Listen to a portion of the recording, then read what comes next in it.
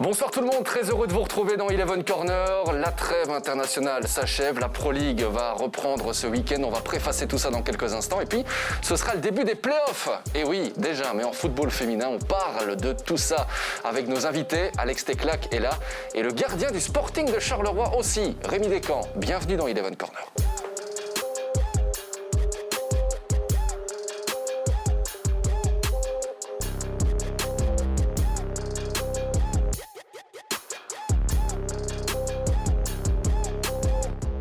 Il est avec nous ce soir dans le canapé d'Eleven Corner, c'est Alex Teclac. Salut Alex. Salut Jérém. En grande forme? En très grande forme, effectivement. Je suis content, il fait beau. Oui, et c'est la dernière fois apparemment que vous venez dans l'émission puisque vous allez poursuivre votre carrière de consultant en France. Oui, c'est cela, oui. Vous m'apprenez quelque chose. Ça aurait pu être un poisson d'avril. Ça aurait pu. Bon, vous restez bien évidemment consultant sur Eleven Sport notamment, vous restez en Belgique et on en est très heureux. On va parler du football féminin, Alex, puisque les playoffs vont débuter ce week-end. Les playoffs, pour faire simple, c'est le top 5, en fait, chez les filles.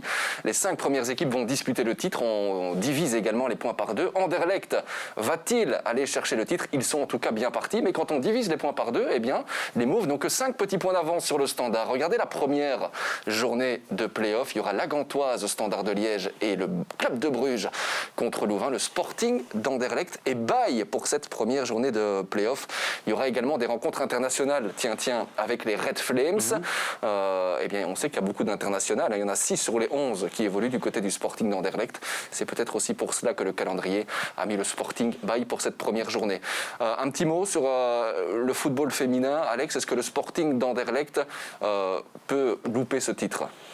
A priori non, je pense que c'est eux qui ont le meilleur effectif. Ils l'ont construit quand même autour de joueuses affirmées, confirmées, je dirais même. Je pense que l'apport aussi maintenant de quelqu'un comme Johan Wallem montre leurs prétentions, leurs ambitions. À partir de la saison prochaine, il remplacera Patrick Wachem. Je pense que ça signifie beaucoup de choses sur l'élan qu'ils veulent donner à la fois au club d'Anderlecht, mais aussi au foot féminin de manière générale. On voit qu'il devient de plus en plus attractif et qu'on est en train de développer le produit. Et je pense qu'effectivement, il y a un vrai potentiel à exploiter à ce niveau-là. Ça vous a surpris quand vous avez appris que Johan Wallem allait être l'entraîneur du Sporting Anderlecht féminin? Mais en fait, ce qui m'a surpris, c'est pas tellement finalement qu'il devienne entraîneur du Sporting Anderlecht féminin. C'est pas tellement ça, mais c'est le fait que sitôt après son arrêt, son éviction, appelons ça comme on veut, de la sélection chypriote, qu'il prenne cette décision-là. Et finalement, peut-être que ça va lui correspondre mieux, plus par rapport aussi à sa, je veux dire entre guillemets, à sa morale à lui. Parce que, voilà, je crois qu'il y a peut-être une relation qu'il pourra établir avec des joueuses qui n'est pas toujours possible dans le milieu masculin.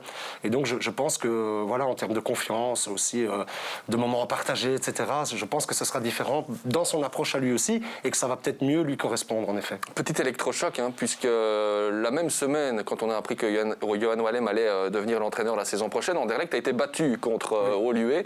Première défaite après 17 victoires consécutives. Mais c'est beau aussi de voir ces plus petits clubs qui, a priori, n'ont pas de chance contre les grandes équipes, arriver aussi à pouvoir aller titiller les grands. Et c'est aussi en ça que le Sporting d'Anderlecht est intéressant, Alex, c'est que c'est une locomotive pour toutes les autres équipes et pour faire en sorte que le foot féminin soit plus attractif. Mais tout à fait, je pense que c'est important et il faut que ces clubs-là soient en tête pour en effet tirer les wagons derrière.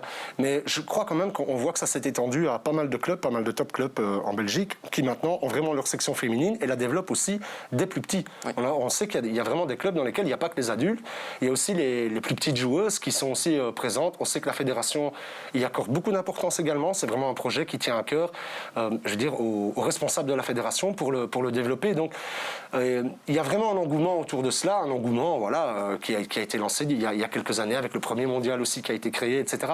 Et je pense vraiment que ça c'est en train maintenant de... C'est sur les rails en tous les cas. Voilà, très clairement. On a parlé des playoffs 1, il y aura les playoffs 2 aussi, sans enjeu, puisque là, les 5 derniers classés vont se disputer des matchs, entre guillemets, pour s'occuper, aussi pour continuer de se développer. Mais on le disait, il n'y aura pas d'enjeu, puisque la Ligue sera fermée pour les 3 prochaines saisons, justement, pour permettre aux jeunes équipes, comme le Sporting de Charleroi, par exemple, de pouvoir se développer aussi, de ne pas faire la descente à un échelon inférieur. Non, parce que sinon, là, on passerait à côté de tout. À partir du moment où on aurait des équipes, effectivement, qui sont en train de se développer, qui devraient se confronter à un niveau inférieur, alors vous cessez aussi le développement de ces équipes-là. Donc je pense que c'était une bonne décision, effectivement, de fermer la Ligue. Ça permettait quand même je veux dire, aux équipes qui sont en train de se développer, de jouer contre les meilleurs et donc aussi de s'améliorer. Les playoffs commencent samedi 14h en direct sur Eleven Pro League, bien sûr avec aux commentaires Christine Schrader et Cécile Degernier. Les premières rencontres donc, on suivra tout ça avec beaucoup d'attention. Les playoffs chez les hommes, ce sera pour bientôt aussi. On est, Alex, entré dans la dernière ligne droite. Oui. Voici le programme de cette 32e journée de championnat avec pas mal de rencontres très intéressantes. Le box-to-box, samedi avec Ostende Waasland Beveren, Saint-Tron-Malines, Courtrai Club de Bruges. Il y aura dimanche, regardez, Standard La Gantoise, match très très important, sans oublier le déplacement de Moucron au Sporting de Charleroi. Et puis Antwerp Sporting d'Anderlecht. Alex, le Sporting d'Anderlecht a en fait tout entre les mains. Si les Mauves réalisent un 9 sur 9, ils seront en play-off 1. Ma question, est-ce que vous y croyez à ce 9 sur 9 ? C'est tellement difficile de se prononcer, et je ne veux pas du tout botter en touche, mais avec ce qu'ils nous ont montré, moi ce qui m'inquiète en ce qui concerne le Sporting, je vais d'abord commencer par ce qui m'inquiète, c'est que le fait qu'ils n'aient jamais réussi à faire de séries. La régularité. Voilà. Jusqu'à présent, ils n'ont pas réussi à avoir des séries de victoires. Voilà. Elles ont toujours été entrecoupées de matchs perdus ou de matchs nuls. Donc ça, c'est un petit peu le souci qu'ils ont. Et ce qui, par contre, me rassure, c'est le fait peut-être d'avoir trouvé enfin des éléments clés pour permettre à cette équipe de performer. Et je pense évidemment au retour d'Adrien Trebel. Une équipe n'est pas un joueur, Vincent Kompany ne dira pas le contraire, mais on ne peut pas nier non plus que lors de sa dernière prestation, c'est lui qui a quand même permis à cette équipe de faire la différence. Oui, on voit les images contre le club de Zulte Waregem. Oui. C'était une victoire intéressante, selon vous, dans le contenu proposé par les Mauves ce jour-là ?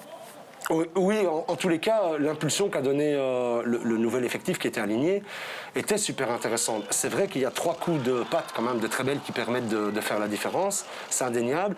Celui-ci s'est illustré tout au long de la rencontre. Il a été vraiment très très bon, j'ai trouvé, avec vraiment des courses intéressantes. Une qualité de finition aussi, comme on le voit très bien sur cette image-ci.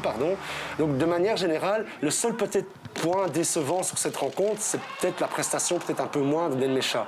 Bon, qui là va revenir de son championnat, enfin de ses matchs européens avec l'Allemagne. Et c'est les 2 buts qu'il a inscrits à l'Euro. Tout à fait. Donc avec quand même un moral, je veux dire... boosté à bloc, effectivement.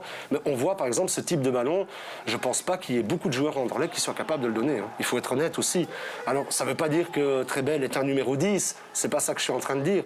Mais par rapport à la personnalité et la qualité supplémentaire qu'il amène sur le terrain, il me semble incontestable quand même de lui attribuer aussi une partie de la réussite offensive ce soir-là face à Zulte, ainsi qu'avec Hachimeru, que j'ai trouvé très très bon, qui a monté, qui a grandi dans sa rencontre.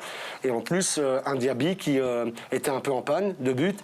Ben là, il a un peu de réussite sur ce ballon dévié, mais il peut aussi quand même se permettre de marquer un but. Et c'est important pour un attaquant de pouvoir gagner de la confiance de la sorte. Donc la soirée a très bien tourné pour les Mauves ce soir-là. Donc ça veut dire que dans les prochaines compositions d'équipe que vous allez recevoir de Vincent Kompany, si vous ne voyez pas Adrien Trebel, là vous allez quand même vous poser des questions. Parce que c'est un petit peu le facteur X de cette équipe alors. Il ne fera plus ça.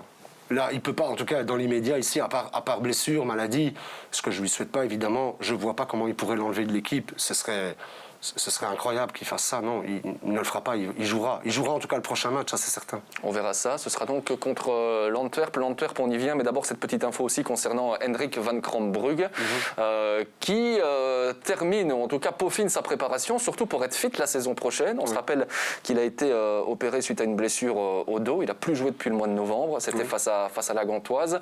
C'est aussi peut-être, de l'avis de beaucoup, un transfert avorté. Bon, c'est un peu la poisse pour Hendrik van Krombrugge, c'était aussi un élément déterminant. Wellenreuther n'a pas fait que des mauvais matchs, il a aussi fait des bonnes choses, mais Hendrik van Krombrugge, c'était quand même un pilier. Non, je crois qu'ils en ont besoin parce que Wellenreuther, c'est vrai, a réclamé. Il voulait être titulaire, c'est normal, c'est une ambition qui est saine, qui est logique, mais il a commis des erreurs.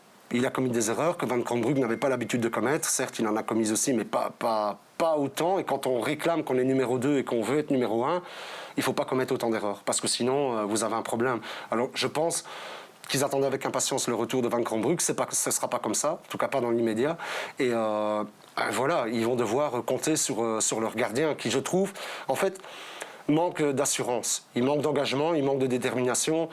Il a un souci par rapport à la confiance qu'il habite. Moi, j'ai le sentiment qu'il est qu'il n'est pas dans son rôle de numéro 1. Il y a peut-être un manque de stimulation aussi. En préparant cette émission avec Thomas van der Linden, on se faisait la réflexion de se dire, mais il n'y a pas de gardien maintenant derrière lui. Est-ce que le gardien numéro 3 pourrait même prétendre à être titulaire? Non, donc en fait, il sait que c'est lui qui va jouer. Il n'y a plus de concurrence pour l'instant. Oui, d'accord, mais ok, ça c'est peut-être possible, mais il sentait quand même bien le souffle dans son dos de Van Kronbrugge qui était en train de revenir de sa revalidation. Ici, malheureusement, voilà, on a appris ces derniers jours ce qui allait se passer. Mais je pense que ça, c'était déjà un élément naturel. Et puis, à partir du moment où il était, allez, je vais dire, assez audacieux pour réclamer une position de titulaire, il faut l'assumer derrière, Jérémy. Sinon, il ne faut pas réclamer, il ne faut pas demander. Et là, je trouve que à certains moments, il a montré ses limites dans les choix qu'il devait faire et ses limites en fait dans son engagement mental, tout simplement sur le terrain, et sa capacité à pouvoir rassurer son équipe. Moi, je trouve qu'il y a quand même des choses à dire à ce niveau-là. C'est le jeune néerlandais Bart Verbrugge qui était le deuxième gardien sur le banc du Sporting lors de ce match contre Zulte Waregem. L'Antwerp, Alex, braquage parfait face au club de Bruges lors de la dernière journée de championnat. Honnêtement, très peu d'occasions. Victoire 0-2. Est-ce qu'ils vous ont impressionné dans cette manière de jouer là, en mode braquage? Finalement, ça leur correspond peut-être mieux, cette manière de jouer, parce qu'on voit les résultats qui ont été obtenus grâce à Bologna précédemment. Ensuite, il y a eu le passage Lecco, on avait un jeu plus léché, plus abouti, on va dire. Et ici, ils sont retournés à leur basique, avec Lamkelze qui est rayonnant, dans un rôle très libre, en fait, finalement. Et c'est vrai qu'on voit ici Refailov, notamment, ce type d'artiste qui préfère probablement avoir un jeu entre les lignes, peut-être plus posé, plus au sol, sans doute. Mais les résultats sont là. Aller battre Bruges, il n'y a quand même pas beaucoup d'équipes qui ne sont pas revenues cette année-ci au Bredel. Donc, je crois que c'était vraiment un résultat, une victoire aboutie, en fait, des Anversois. Donc, c'est à ça qu'il faut s'attendre. Vous en avez bien parlé ici. On va peut-être remontrer des images aussi du match aller contre le Sporting d'Anderlecht, où il y avait quand même 70% de possession de balle à l'époque pour le Sporting. Oui, c'est ce qui s'était passé. Ici, je crois Vincent Kompany peut quand même s'attendre à avoir une équipe qui va défendre assez bas, de manière assez agressive. Jérémy, ça c'est certain. Ils ne vont probablement pas se livrer, et c'est ce qui fait leur réussite actuellement. Non, ça ne veut pas dire pour autant que on ne retrouvera pas ce type de situation, parce qu'ils l'ont prouvé face à Zulte qu'ils étaient capables de le faire, certes, face à une équipe réduite à 10. Mais je trouve quand même très intéressant de voir cette opposition de style et voir comment Anderlecht sur ce match-là aura évolué, aura progressé pendant ces 10 jours de trêve quand même qui lui ont permis aussi d'un peu travailler. Ce sera l'une des toutes belles affiches de cette 32e journée de championnat. L'Antwerp qui prépare déjà la suite, puisqu'ils ont annoncé l'arrivée d'un Canadien dans leur effectif, un jeune Canadien de 18 ans qui s'appelle Jules Anthony. Ça peut être très intéressant aussi. Il paraît que c'est une grande promesse. On se rappelle aussi de Jonathan David. Oui, tout à fait. Les Canadiens qui sont passés par chez nous, souvent ils laissent une trace. Oui, il n'y en a pas beaucoup, mais quand ils passent, effectivement, ils sont pas mal. Mais en ce qui concerne ce Canadien, vous pouvez être certain que si Donofrio s'est mêlé de ce transfert, c'est qu'il y a probablement de la qualité derrière, sinon il ne le ferait pas. Et je pense qu'il a un réseau qui lui permet d'avoir ce type de joueur. Calendrier pas facile pour l'Antwerp également, qui va donc forcément jouer Anderlecht, vous l'avez compris, qui jouera contre Moucron. Ce ne sera pas un match évident, on connaît la situation des Moucronois et on va en parler en long et en large dans quelques instants de l'Excel Moucron. Et puis ils joueront Genk aussi. En gros, quand on regarde le classement, l'Antwerp peut encore finir hors du top 4. Oui, ça serait possible mathématiquement. Maintenant, ce serait vraiment une catastrophe. Je crois quand même qu'ils sont dans une situation, au niveau comptable, où en principe, ils ont un petit matelas qui leur permettra d'y être. Je pense, parce que les autres aussi vont perdre des points, hein. Ça c'est une certitude. Et si on parlait de Charleroi-Moucron, allons-y, avec un invité, Rémi Descamps, Charleroi-Moucron. Charleroi-Moucron, le Sporting de Charleroi qui a quand même un avantage par rapport à tous les autres dans cette lutte et dans ce sprint final, Alex, c'est qu'il leur reste 4 matchs à jouer. Le Covid est passé par là, ça fait quasi un mois en fait qu'ils n'ont pas joué. Oui, et c'est un avantage, je pense que c'est quand même très embêtant parce que le Covid, il laisse des traces. Il a laissé des traces dans pas mal d'équipes. Charleroi ne va pas être épargné, effectivement. Donc on va voir aussi physiquement comment l'équipe sera apte à aborder ces 4 matchs qui sont importants. Bon, on va poser la question, tiens, au gardien du Sporting de Charleroi qui est avec nous ce soir. Salut Rémi. Salut. Rémi Descamps, le portier des Zèbres. Et là, le Covid, on en parlait justement avec Alex Teclac. Est-ce qu'il a laissé des traces? Est-ce que ça a été un coup d'arrêt une nouvelle fois dans votre travail? Oui, c'est vrai, on a été beaucoup touchés au club, mais il y a quand même certains joueurs qui sont restés aptes et qui ont beaucoup travaillé pendant cette période. Donc ça a pu faire du bien à certains pour se reposer un peu et malheureusement avoir le Covid aussi. Mais à d'autres, ça a pu permettre de travailler sur le cardio, travailler techniquement, donc ça nous a aidé aussi. Personnellement, comment vous avez vécu cette situation ? C'était assez compliqué, c'est vrai, parce qu'on a perdu quand même une bonne partie de l'effectif, mais on a su s'adapter, on a dû tous ensemble s'adapter pour que le club vive bien et au mieux. Donc ça s'est bien passé. Et on a pris un peu sur nous et puis ça s'est très bien passé comme ça.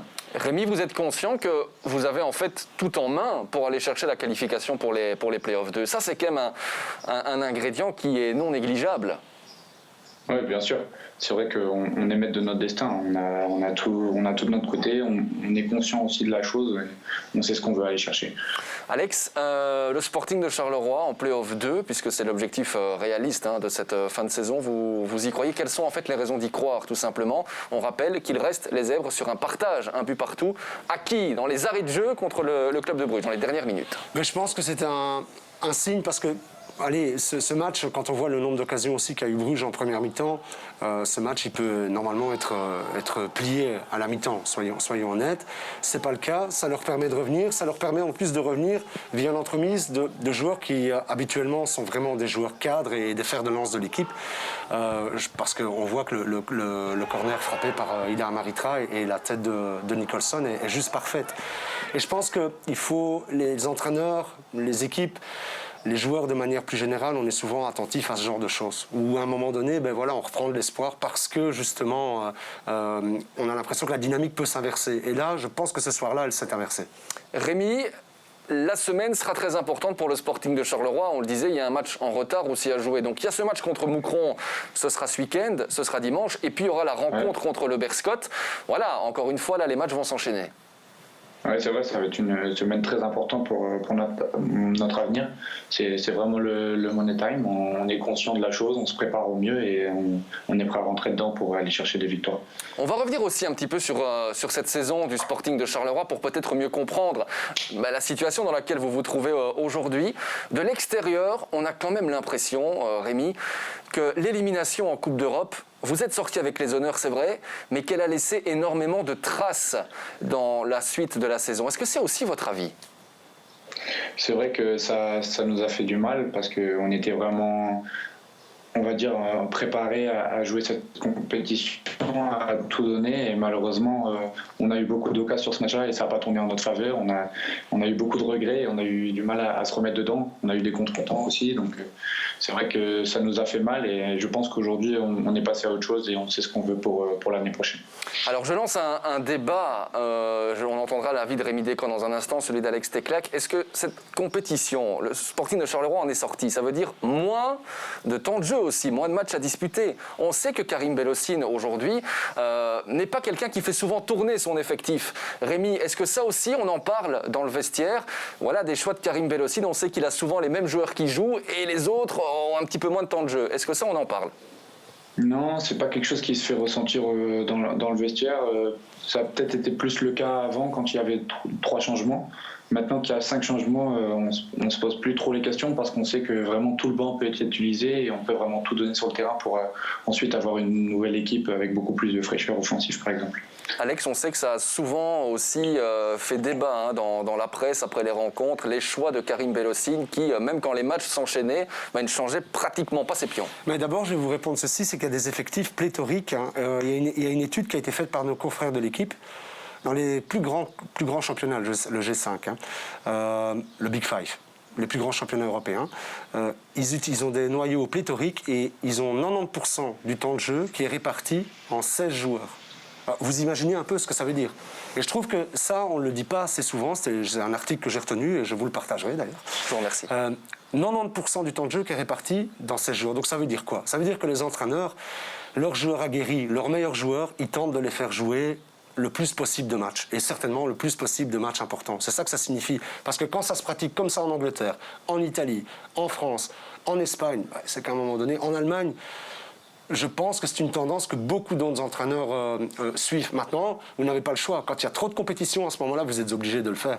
Quand il n'y en a plus suffisamment, comme c'est le cas du Sporting et d'autres clubs, en effet, c'est peut-être à ce moment-là ces joueurs-là qui tournent entre eux.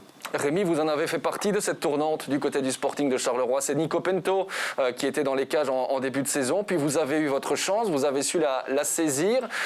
Est-ce qu'il y a de la pression quand on est à Charleroi, qu'on attend de jouer et qu'on prend finalement la place d'un gardien qui est très apprécié par les supporters? Comment vous avez vécu ça?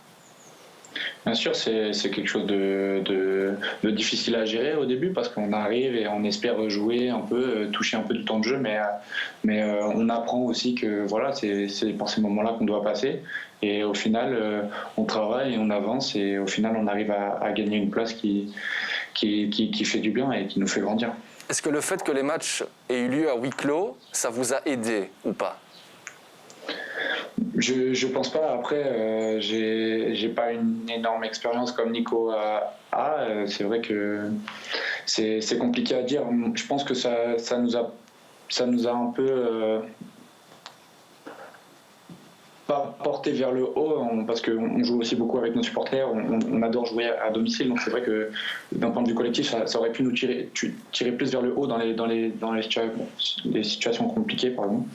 Et c'est vrai que je pense que c'est beaucoup mieux avec les supporters. De mon point de vue, je pense que ça m'aurait aidé aussi encore un peu plus à me transcender avec les supporters. Vous avez récemment déclaré, Rémi, à un certain moment au début, lors de vos premiers matchs, vous avez déclaré que vous avez voulu en faire trop. Qu'est-ce que vous voulez dire par là?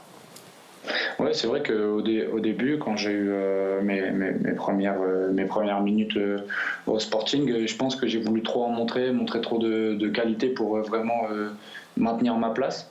Mais c'est pas le bon chemin qu'il fallait emprunter. Donc c'est vrai que je me suis reposé les bonnes questions et j'ai décidé de jouer plus simple, plus dans ce que je savais faire de mieux et ensuite apporter quelques petits détails de plus pour que mes performances évoluent. Vous aviez peut-être besoin d'être rassuré aussi. C'est quoi? C'est le fait de ne pas savoir si vous étiez réellement le numéro 1 et si Nicolas Pento pouvait revenir à tout moment. Comment elle s'est établie cette hiérarchie? Et est-ce que vous êtes numéro 1 aujourd'hui? Oui, bien sûr, c'est aussi des questions qu'on se pose. À un moment donné, quand on n'est pas sûr de jouer le prochain match, c'est forcé. On essaie de tout donner pour essayer de garder cette place de titulaire. Aujourd'hui, à l'heure qu'il est, la place de titulaire, elle m'est donnée et je sais qu'au prochain match, je serai titulaire. Donc c'est un état d'esprit différent. Je prépare la rencontre différemment et j'ai beaucoup moins de pression aujourd'hui. Il y a beaucoup de concurrence dans beaucoup de milieux. Pas uniquement dans le football, mais on va s'intéresser à la concurrence dans le football. La concurrence au sein des gardiens de but, elle se passe comment votre relation avec Nicolas Pento? Elle est très bonne, vous savez, on dit souvent que les gardiens sont des confréries et c'est vrai, on s'entraîne tous les jours ensemble, on est toujours très liés parce qu'on a le même poste, on a les mêmes sensations, et on sait que c'est pas nous qui faisons le choix, c'est le coach, donc on va pas s'en vouloir à l'un ou à l'autre, même si par exemple de temps en temps il peut y avoir des mauvais ballons, mais on sait que c'est pas fait exprès, la concurrence est très saine entre nous et tout se passe bien jour après jour. Et c'est peut-être la bonne personne, Rémi, non, pour vous d'avoir un Nicolas Pento avec toute son expérience derrière vous. On connaît aussi le fond très, très, très gentil, on va le dire comme cela, d'un Pento. Oui, bien sûr, c'est quelqu'un d'expérience qui peut m'apporter aussi sur quelques détails, sur quelques faits de match qu'il a peut-être vécu lui auparavant. Donc c'est vrai que c'est quelques petits détails qu'on peut améliorer dans nos performances et c'est quelques petits conseils qui peuvent faire la différence. Alex, elle vous inspire quoi cette relation, justement, Rémi Descamps, Nicolas Pento et les prestations aussi de Rémi? Mais je crois que déjà Nicolas Pento, c'est quelqu'un qui a une mentalité assez noble. C'est pas du tout quelqu'un qui va savonner la planche et certainement pas à un jeune gardien comme Rémi. C'est pas du tout dans son style, absolument pas. Et je pense que Nico, à un moment donné, il est capable aussi de lui-même, s'il a moins bien joué, de le reconnaître. Et ça, c'est la chose la plus difficile pour un joueur, qu'il soit gardien de but ou joueur ou qu'il soit compétiteur, en fait, peu importe le sport. Savoir se remettre en question, se dire qu'à un moment donné, on est moins bien, c'est une grande qualité aussi. Et par rapport à ça, c'est une démarche que je suis sûr que Nico est capable d'avoir. Et je suis certain qu'il n'a absolument pas savonné la planche pour Rémi. J'en suis convaincu parce que je connais le personnage. Je sais qu'il a vraiment, c'est quelqu'un qui entretient des sentiments très nobles par rapport à ça. Et c'est pas du tout dans son style. Et je dis pas ça par flatterie. Je le connais, je sais qu'il est comme ça. C'est réellement un bonhomme, quoi. Et il y a du talent aussi chez Rémi Descamps. C'est pas parce qu'il est avec nous ce soir, on n'oublie pas, Rémi, que vous avez été formé en partie au Paris Saint-Germain et que vous avez, et beaucoup l'ont oublié, disputé la finale d'une compétition qui est quand même prestigieuse. C'est la Youth League, battue en finale par le Chelsea de Charlie Moussanda Junior. Ça, vous ne l'avez pas oublié non plus. Non. Non, ça c'est sûr. Parlez-nous un petit peu de cette expérience, justement. Voilà, le Paris Saint-Germain. C'était une très belle aventure. J'ai fait mes premiers pas en professionnel là-bas. J'ai aussi eu une belle partie de ma formation là-bas. Et c'est là-bas où j'ai beaucoup appris sur le monde de très très haut niveau. S'entraîner tous les jours avec des très très grands joueurs sur ce qui se fait de mieux dans le football mondial. C'est quelque chose de très enrichissant, qui vous forme et qui vous aide à vous tirer vers le haut et qui vous engage vers la réussite, quoi. Vous vous êtes retrouvé en face à face avec quelle grande star à l'entraînement? Dites-nous tout. C'est passé de Cavani, Zlatan Ibrahimovic à Neymar, Mbappé.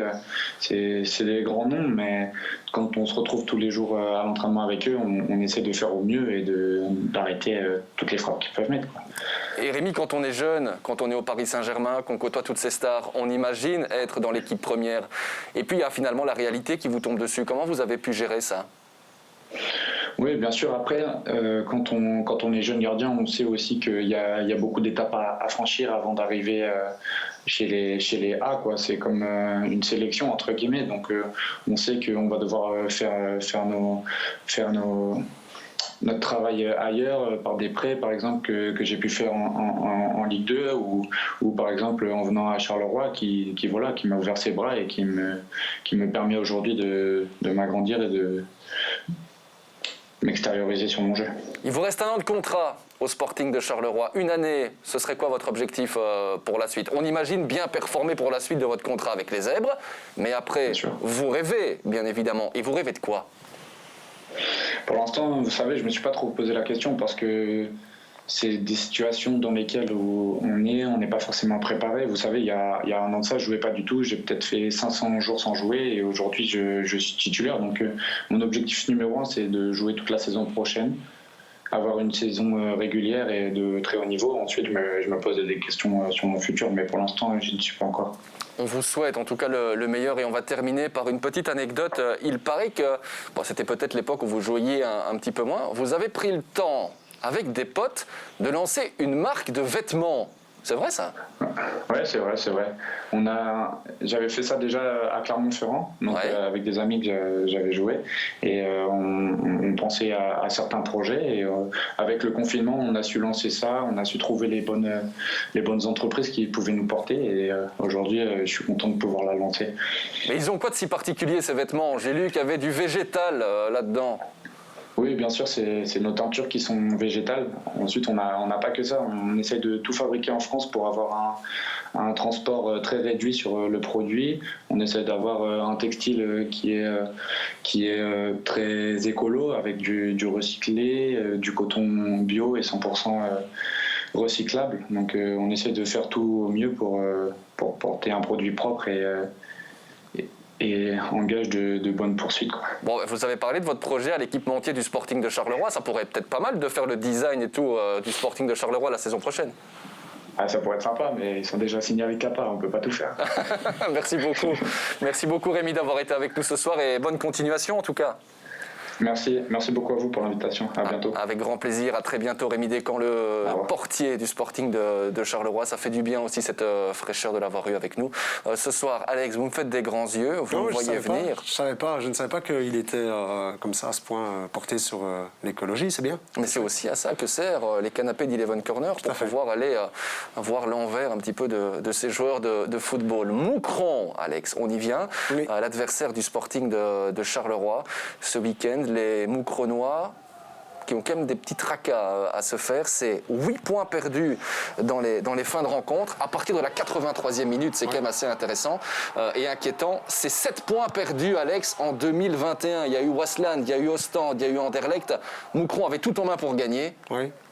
Et patata. Et ils ont failli refaire le coup face au Standard, je le rappelle, avec cette tête de Laïfis dans les derniers moments de la rencontre qui aurait pu aussi leur faire perdre des points.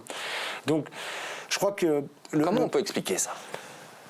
Vous savez, rentrer dans la... Oui, il y a la disposition tactique sur le terrain qui peut avoir à un moment donné une influence que l'adversaire va faire aussi, rentrer des attaquants souvent, jouer un jeu très direct, très long, une erreur voilà, qui peut arriver, des phases arrêtées qui posent problème, la gestion des phases arrêtées sur ces phases-là, parce que je rappelle quand même qu'ils ont encaissé trop de buts dans les dernières minutes.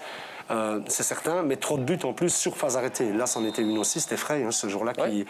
Et tous ces buts, Alex, ont été encaissés, et les buts que vous allez voir maintenant, ont été encaissés dans les arrêts de jeu. On sait que le Sporting de Charleroi, petit parallèle, aime bien marquer dans les arrêts de jeu, donc attention à ce niveau-là. Oui, c'est vrai que ça pourrait leur poser de nouveau des problèmes. Là aussi, c'était un pénalty un peu bêtement concédé que Di Matta avait obtenu.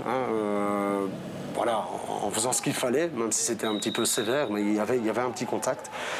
Et toute cette accumulation de points, maintenant, leur pose problème parce que les perspectives de sauvetage, elles sont évidemment, je veux dire, un petit peu plus compliquées. Il faut le reconnaître. Je crois qu'il a... Le souci principal, selon moi, vient du fait que quand vous êtes dans une dynamique comme celle-là, pour ne pas descendre, il faut être capable de garder la tête froide en toutes circonstances. Et d'être capable de faire les bons choix au bon moment. Et là, à ce niveau-là, les joueurs sont évidemment concernés, mais il n'y a pas que les joueurs. Je pense aussi que la période pendant laquelle ils ont dû se passer de leur entraîneur principal a posé problème. Pour moi, il y a des mauvaises décisions qui ont été prises par le staff à ce moment-là, des changements qui n'étaient pas faits au bon moment, des changements qui n'étaient pas appropriés. Casser le rythme d'une rencontre, c'est aussi tout un art pour un entraîneur qui a de l'expérience et savoir le faire au bon moment et intervenir. Et là, je pense que l'entraîneur, de manière indirecte, en étant exclu trop régulièrement, a fait payer aussi un petit peu ça à son équipe parce qu'il n'était pas présent et donc des mauvaises décisions pour moi ont été prises pendant son absence. Et j'aimerais aussi vous soumettre ceci, c'est plus une observation pour beaucoup avoir suivi Moucron dans le box-to-box, notamment les samedis. De quelle manière Nuno da Costa n'a pas été un peu perturbé par ce qui s'était passé, rappelez-vous, contre Saint-Tron, où tout allait bien. C'était une spirale où Moucron gagnait, Moucron prenait des points, Moucron a gagné également à Saint-Tron, et puis il y a cette phase du penalty où Nuno da Costa prend le ballon, veut le tirer et où on comprend en fait que ce n'est pas à lui de le faire. Il y a eu une prise de bec avec son entraîneur et c'est finalement Mohamed qui a tiré ce penalty-là. Depuis, Nuno da Costa n'a plus marqué. Oui, il y a peut-être un lien de cause à effet. Maintenant, je pense qu'il s'en est expliqué en disant que, et les deux protagonistes, d'ailleurs l'entraîneur aussi, que ces choses-là arrivent et que c'est normal qu'à un moment donné, si l'entraîneur établit une hiérarchie dans le vestiaire pour un moment si important, pour les tireurs de penalty en tout cas, c'est quand même normal que la hiérarchie soit respectée. Et il faut pouvoir sentir aussi à ce moment-là que c'est un attaquant, il a besoin de confiance, et en l'occurrence, on voit ce que ça a pu donner par la suite. Mais alors, c'est des choses qui doivent... Moi, j'allais y venir. Ce qui m'a déplu, c'est que ça se passe sur le terrain, parce que c'est des choses qui, normalement, doivent se régler dans le vestiaire, selon moi. Et là, il n'y avait pas besoin d'en rajouter. Maintenant, on connaît le caractère un peu volcanique des deux, surtout du coach, et je pense que ça a été plus fort que lui. Il a pas su gérer ses émotions à ce moment-là, parce que ça l'a vraiment énervé, irrité. Il s'est dit, il respecte pas mes consignes, donc ça l'a vraiment touché. Je pense qu'il aurait mieux valu s'en expliquer différemment, mais bon, voilà, c'est toujours compliqué. On a déjà vu des histoires comme ça de pénalty qui souvent tournaient au vinaigre, tournaient très très mal sur le terrain, et ça fait toujours un peu désordre pour l'entraîneur. C'est pas une bonne chose non plus quant à, je dirais, à la dynamique de groupe que lui doit entretenir. Voilà pour l'une des pistes aussi peut-être des soucis moucronois qui iront donc au Sporting de Charleroi dimanche. La suite, eh bien on va parler du Standard. Tiens, ce sera Standard La Gantoise ce week-end.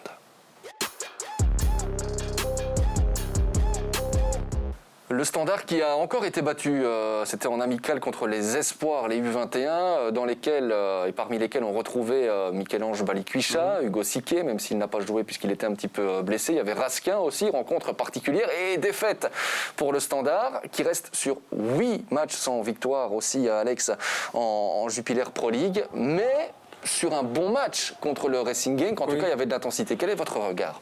Je trouve qu'ils se sont retrouvés dans cette rencontre-là parce qu'ils n'ont pas calculé.